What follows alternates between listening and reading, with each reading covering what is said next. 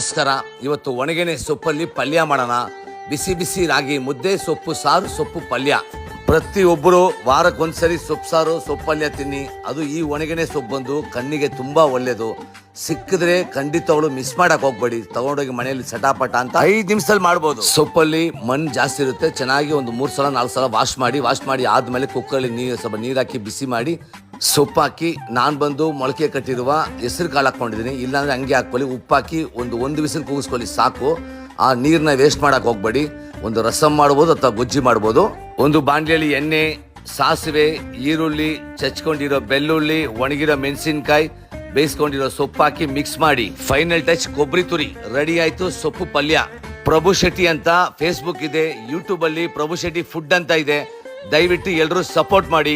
Stove ಮುಂದೆ ನಿಂತಿರೋವಾಗ love ಇಂದ cook ಮಾಡಿ. ಸುಮಾರು ಅಡಿಗೆನು ಸೂಪರ್ ಆಗಿರುತ್ತೆ. ಬಿಸಿ ಬಿಸಿ ಮಾಡ್ಕೊಳ್ಳಿ, ಖುಷಿ ಖುಷಿಯಾಗಿ ತಿನ್ಕೊಳ್ಳಿ, ಮಜಾ ಮಾಡಿ ಸ್ನೇಹಿತರೆ.